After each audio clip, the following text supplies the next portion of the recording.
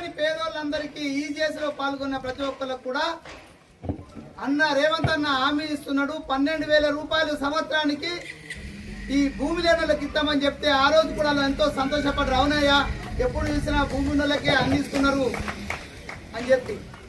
మరి ఈరోజు భూమి ఉన్న వాళ్ళకేమో 10,000 నుంచి 12,000 చేసినాం. అదేవిధంగా భూమి లేని పేదలందరికీ కూడా ఈరోజు 12,000 రూపాయలు సంవత్సరానికి 2 సార్లు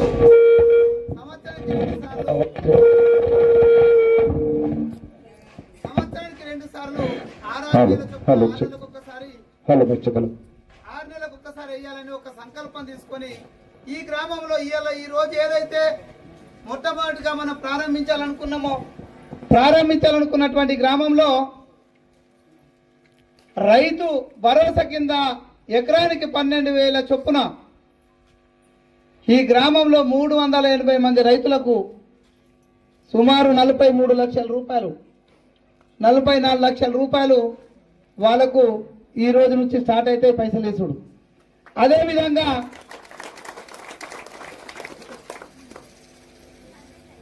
ఇందిరమ్మ భరోసా పేరుతోటి ఏదైతే ఇప్పటిదాకా భూమి లేని పేదలకు ఆ రోజు మేము మీ దగ్గరకు వచ్చి చెప్పినామో అదే విధంగా ఈరోజు ఆ రోజు మీకు గుర్తుంటుంది, మేము చాలా మందికి గ్యారంటీ కార్డులు ఇచ్చినాం. గ్రామాన ఇచ్చినామో అని ఇక్కడ గ్యారంటీ కార్డులు ఇచ్చినాం. ఏమని అందులో మేము ఏమేమి ఇస్తున్నామో మేము వేరేలాగా పేపర్లు వారేసుకోమని చెప్పలే.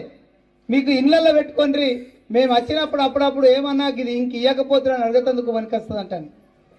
అవన్నీ చూసి మీరు ఈ రాష్ట్రంలో ప్రభుత్వం వచ్చింది. ఆ ప్రభుత్వం వచ్చిన తర్వాత ఇప్పుడు ఇక్కడ భూమి లేని వాళ్ళకు కూడా 73 కుటుంబాలకి ఇలా ఇందిరమ్మ భరోసా పేరుతోటి సంవత్సరంకు 12,000 రూపాయల చొప్పున ఈ ప్రభుత్వం చెల్లిస్తుందనే విషయాన్ని మీరు గుర్తుంచుకోమని తెలియజేస్తున్నా. అంతేకాదు రేషన్ కార్డుల కోసం ఎప్పుడో సుమారు 20 సంవత్సరాల క్రితం రాజశేఖర రెడ్డి గారు ఇచ్చిందంటే తర్వాత కొంతమందికి కిరణ్ కుమార్ రెడ్డి గారు ఉన్నప్పుడు కూడా కొంతమందికి ఇచ్చినాం. కానీ గడిచిన 10 సంవత్సరాల కాలంలో ఇచ్చినవి తక్కువైతే తీసేసినవి ఎక్కువైనాయి. అటువంటి పరిస్థితిలో ఇవాళ రేషన్ కార్డులు అనేవి ఇక్కడ మీకు కొత్తగా 19 మందికి 46 మందికి కొత్తగా రేషన్ కార్డులు ఇచ్చినాం. మొన్న 17 మందికి ఇచ్చేసినాం. ఇప్పుడు 27 మందికి ఇచ్చినాం. ఇప్పుడు 19 మందికి ఇస్తున్నాం.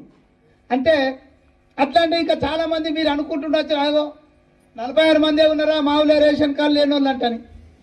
ఈ సమస్య ఇక్కడే ఉంటుంది. ప్రతిసారి వచ్చినప్పుడల్లా గ్రామాలకు వస్తే రేషన్ కార్డులు అడగకూడదని ఎప్పటికప్పుడు రేషన్ కార్డులు లేనోళ్ళు మీరు ఇంట్లో కొడుకు ఏరబడ్డారంటే వెంటనే మీ రేషన్ కార్డు కోసం మీరు అప్లికేషన్ పెట్టుకోవచ్చు. అన్నదమ్ములు ఏరబడ్డారంటే వాళ్ళ రేషన్ కార్డు కోసం పెట్టుకోవచ్చు. వాళ్ళకు మళ్ళా టైం రావాలా, ఓట్లేసినప్పుడే మేము ఇస్తామనే మాట లేదు. ఓట్లు నడుస్తాయి.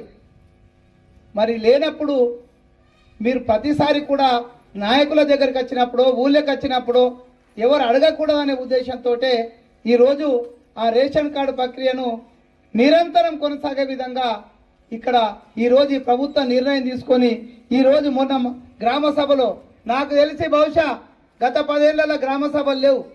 గ్రామ సభలు ఉన్నా మా ఎస్ఐలకు పోలీసులకు విపరీతం పని ఉంటుండే. ఊళ్ళలో ఉండే కాంగ్రెస్ వాళ్ళందరూ తీసుకుపోయి పోలీస్ స్టేషన్లో పెడితే కానీ గ్రామ సభలు జరగలే. కానీ మరి మొన్న ఎవరైనా ఇక్కడ ఉన్న ఏ పార్టీ వాళ్ళన్నా చెప్పగలిగితే నేను సంతోషపడతా.